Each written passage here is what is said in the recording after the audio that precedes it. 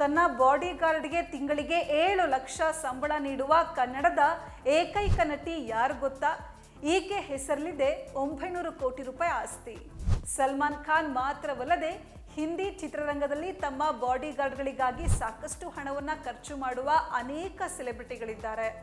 ಹೌದು, ಈ ಪಟ್ಟಿಯಲ್ಲಿ ಅನೇಕ ದೊಡ್ಡ ಹೆಸರುಗಳಿವೆ ಮತ್ತು ಅವರಲ್ಲಿ ಒಬ್ಬರು ಐಶ್ವರ್ಯ ರೈ ಬಚ್ಚನ್.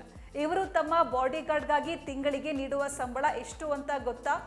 ಐಶ್ವರ್ಯ ರೈ ಬಚ್ಚನ್ ಉದ್ಯಮದಲ್ಲಿ ಅತಿ ಹೆಚ್ಚು ಸಂಭಾವನೆ ಪಡೆಯುವ ನಟಿಯರಲ್ಲಿ ಒಬ್ಬರು. ಯಾವಾಗಲೂ ತಮ್ಮ ನಟನೆಯಿಂದ ಜನರ ಹೃದಯಗಳನ್ನ ಗೆಲ್ಲುವಲ್ಲಿ ಯಶಸ್ವಿಯಾಗಿರುವ ಅವರು ತುಂಬಾ ಪ್ರತಿಭಾನ್ವಿತೆ.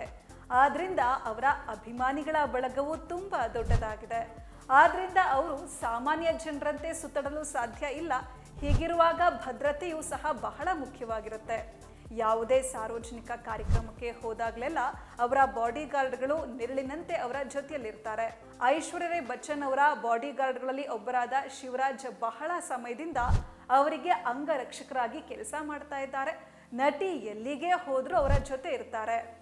ಐಶ್ವರ್ಯ ಅವರ ಅಂಗರಕ್ಷಕ ಶಿವರಾಜ್ ಬಗ್ಗೆ ಹೇಳೋದಾದ್ರೆ, ಇಂಡಿಯಾ ಕಾಮ್ ವರದಿಯ ಪ್ರಕಾರ ಶಿವರಾಜ್ ಅವರಿಗೆ ಪ್ರತಿ ತಿಂಗಳು ಭಾರಿ ಮೊತ್ತದ ಸಂಬಳವನ್ನ ಐಶ್ವರ್ಯ ನೀಡ್ತಾರೆ. ಶಿವರಾಜ್ ಅವರ ಅಧಿಕೃತ ಸಂಬಳದ ಬಗ್ಗೆ ಯಾವುದೇ ಅಧಿಕೃತ ಮಾಹಿತಿ ಇಲ್ಲ. ಆದ್ರೆ ವರದಿಗಳ ಪ್ರಕಾರ ಶಿವರಾಜ್ ಅವರಿಗೆ ತಿಂಗಳಿಗೆ 7 ಲಕ್ಷ ರೂಪಾಯಿಗಳನ್ನ ಪಾವತಿ ಮಾಡ್ತಾರೆ.